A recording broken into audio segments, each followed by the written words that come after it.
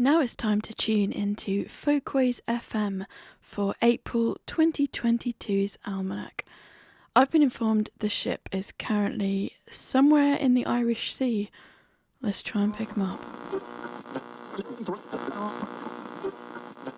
The very warmest of welcomes to April 2022's Almanac, where we take a look at our calendars, the heavens and the hedgerows to try and navigate our way through the coming month.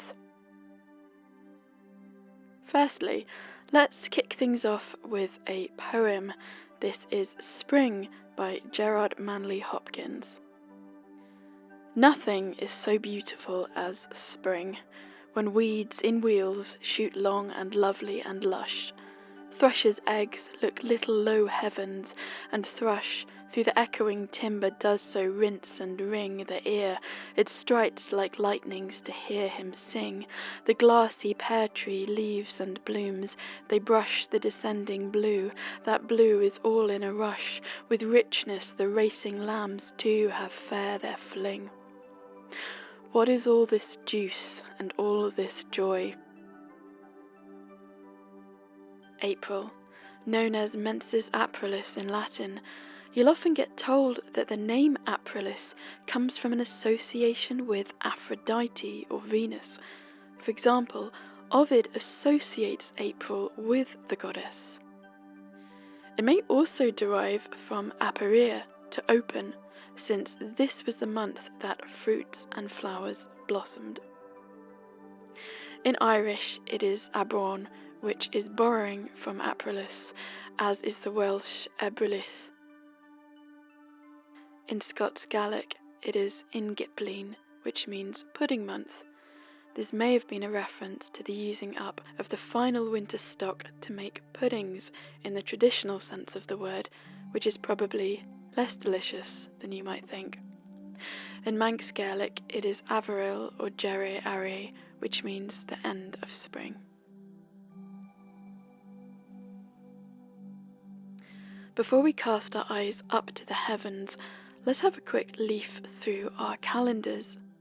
So, the 1st of April is April Fool's Day. Yes, on this day it is traditional to play tricks on people. I hope you escaped relatively unscathed. Nowadays universally called April Fool's Day, in early sources it was primarily All Fool's Day, which reads as either a parody or at least a wry nod to the Christian Church's All Souls' Day.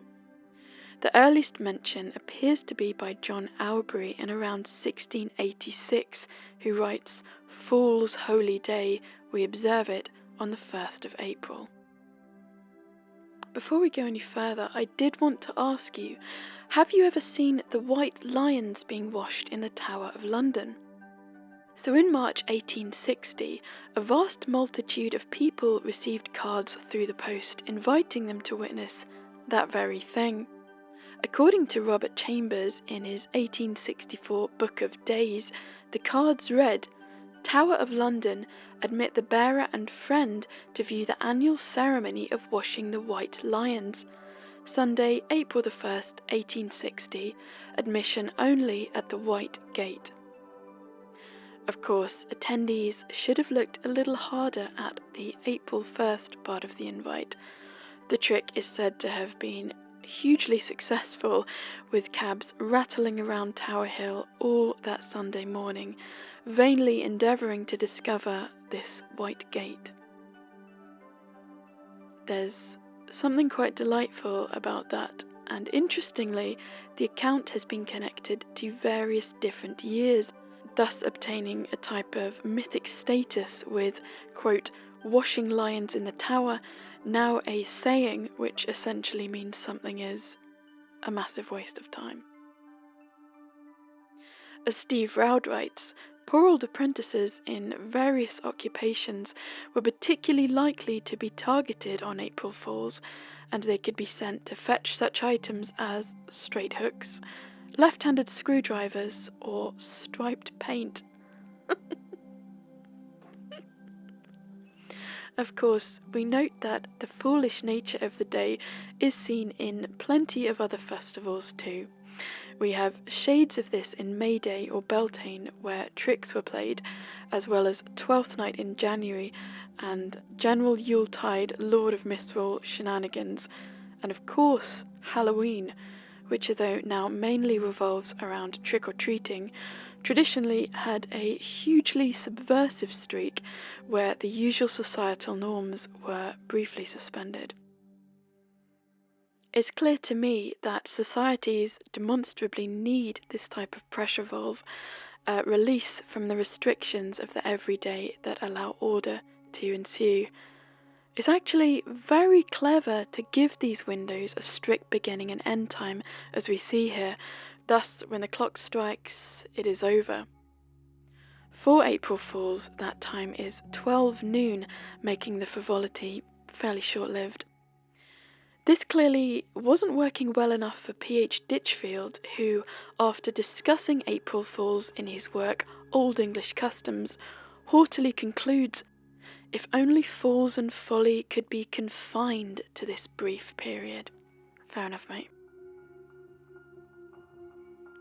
So next in the calendar is Easter, with the long weekend starting on the 15th this year, Good Friday, and Easter Monday on the 18th.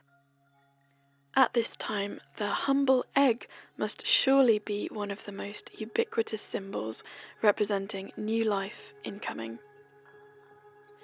As Professor Ronald Hutton notes, the medieval prohibition of the eating of eggs in Lent enhanced the exchange of them at the most appropriate season, Easter, when the fast terminated.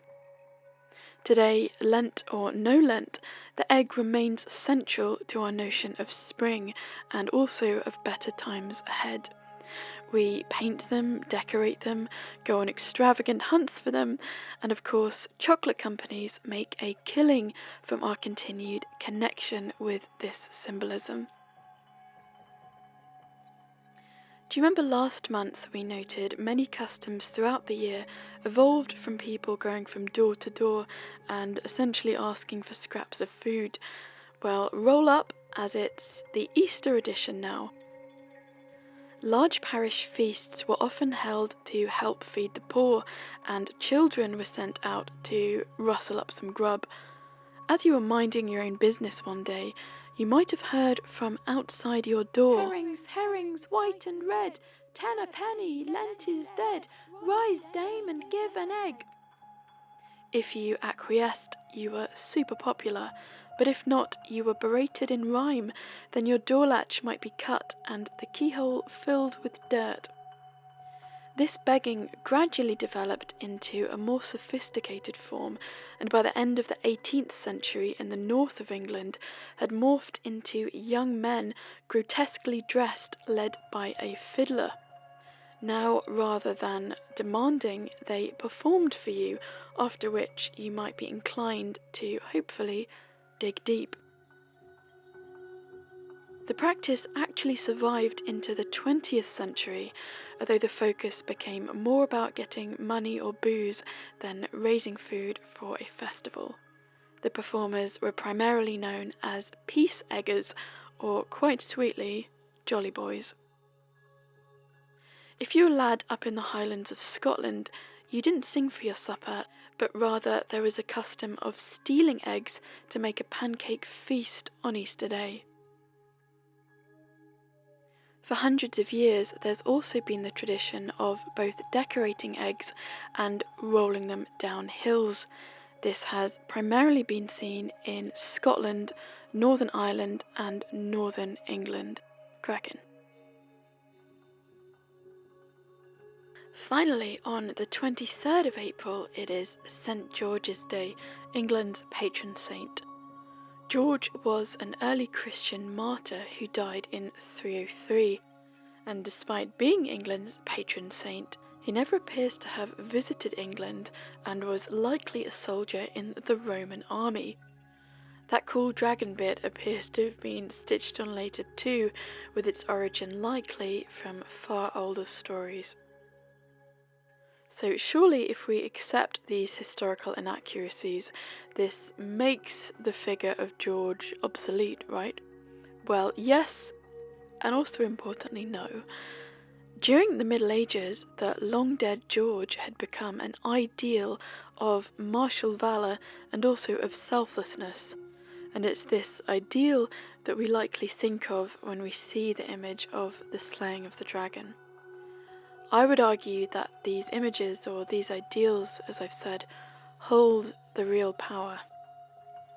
Talking of martial valour and of the chivalric, we can also apply this thinking to the tales of King Arthur as an example. There's a huge amount of discussion on whether these figures were historical or not, and although we can understand why, to me, this misses something even more intriguing, which is why we give a damn about them in the first place. Why we as fully grown adults in 2022 continue to connect so powerfully with both these figures and these stories. Clearly, something is being stimulated within our minds, and this is the strength that the mythic holds, something that, unlike George's dragon, can never be slain. If you woke up in Galway on the 1st of April, you saw the sun rising at 7:10 AM and setting at 8:11 PM. Glasgow, the sun rose at 6:48 AM, setting at 7:54 PM. And Guildford, the sun rising at 6:38 and setting at 7:35. The new moon is Friday 1st of April, and you can watch it fattening in the skies until the full moon, which agreeably falls on a weekend this month, Saturday the 16th. So be sure to admire Earth's friend as you sit in pub gardens, or perhaps go for a moonlit stroll or drive. April's full moon is the ecclesiastical moon, which determines the date of Easter. Other names for it include the new shoots moon, budding moon, or the seed moon. We've actually got 2 new moons this month, with the second falling on the last day of April, Saturday the 30th. Whilst April is famous for showers of the watery kind, we also have some meteor showers this month to look forward to, 2 of which will be visible in the northern hemisphere. The first, the Lyrids, begin April the 14th, running until the 23rd. The second performance will be a shower starting April the 19th and will continue until the end of May. This latter one will be a stronger shower, and you have the best chance of seeing it in later April when the moon is waning, until the peak on May the 6th. Ursa Major, or the Great Bear, is still high overhead, and this large constellation includes the 7 stars of the famous Plough. Cassiopeia has now swung around and is almost on the meridian to the north below Polaris. If you'd like to hunt down Polaris, find the Plough or the saucepan, and from the top edge of the pan opposite the handle, follow the line and you'll see the shining pole star. This is always a good trick for navigation, as Polaris is above the North Pole, allowing you to find your way home if you ever need to. Hey, one day this could be useful. The constellation of Perseus is beginning to descend into the northwest, following the constellation of the beautifully named Andromeda. The Earth is what we might call quickening at this point of the year. Primrose, violets, wood anemones, and celandines all begin to decorate our hedgerows and verges, and hawthorn begins to green once more as the froth of white blackthorn flowers begin to decline. Consider celebrating this quickening by collecting a handful of such spring flowers for your kitchen table, or spread the love by presenting them to a pal who could do with their colour. Talking of hawthorn, you can eat the early leaves that are now arriving, as I'm sure some of you know. They're nutty, good in salads, and the hedges are pretty much everywhere, making this one of the easiest ways to dip your toes into foraging. Myself and Big Sky enjoyed feeding hawthorn leaves to two lovely donkeys we met this month in Great Hawksley, who had the softest, most velvety ears you can imagine. You may also well be familiar with hawthorn trees being sacred to the land of the Fae, and I would be a poor folklore researcher not to warn you of this. Hawthorn should never be cut down or the trees disrespected in any way. April is also the traditional month to collect dandelion and gorse flowers. Gorse flowers, ubiquitous along the coast, can be sprinkled on salads or baked in bread for flashes of gold. You can also find St. George's mushrooms, which appear from mid-April to the end of May, although the 23rd is the traditional date to consume them. I'd like to quote a few lines from the Forager's Calendar by John Wright. "A lady once won me in a raffle. She could do with me what she would for a single day, and took the relatively safe option of a mushroom foray. She seemed a little quiet, and I wondered if she was wishing that large box of Ferrero Rocher had been hers instead. We approached the gate of a small wood, and I stopped and expressed the opinion that mushrooms would be found inside because I could smell them." He continues to write of odour being an important characteristic in identification. St. George's mushrooms have a strong scent that can be described as mealy or like raw pastry, as John opts for. Either way, if you're feeling like cooking up a patriotic meal on the 23rd, then be sure to include them. As always, please thoroughly check all foraged food against a guidebook or with a professional. Finally, I would like to invite you to go on some kind of a spring walk this month. I know I've suggested this at other times, but there's really nothing like seeing that initial push of spring to lift your mood.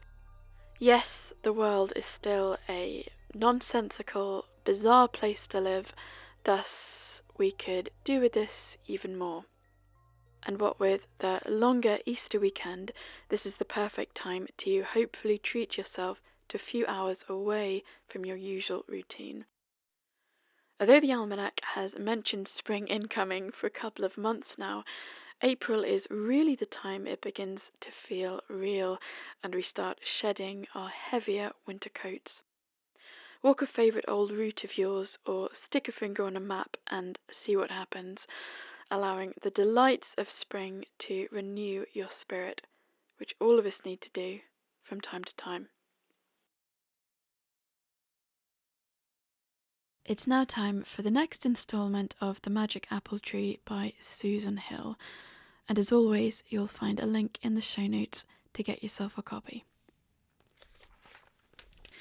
At 5:30, I get up, slip out, and set off with my bicycle in the glorious morning, up through the empty village, for on the bicycle I can see over the tops of hedges and look down the rides towards copse and meadow and all the flat fen. I can go further than on foot through the lanes, getting off whenever I like, to lean on a gate or poke in a ditch, and I love the quiet, silky sound of the tyres on the tarmac road, the click of the chain and the whir of the pedals like wings when I go fast. No one is up, save a black cat coming home, mouse in mouth.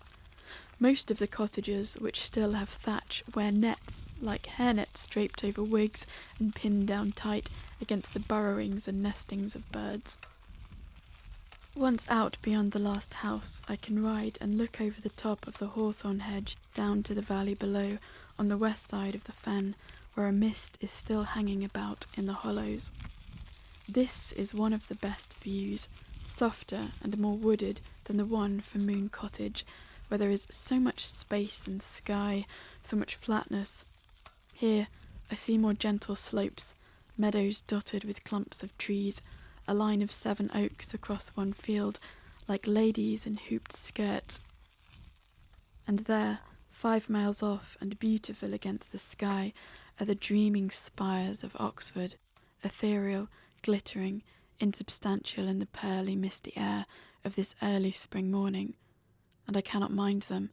If that were all of the city, I should welcome it.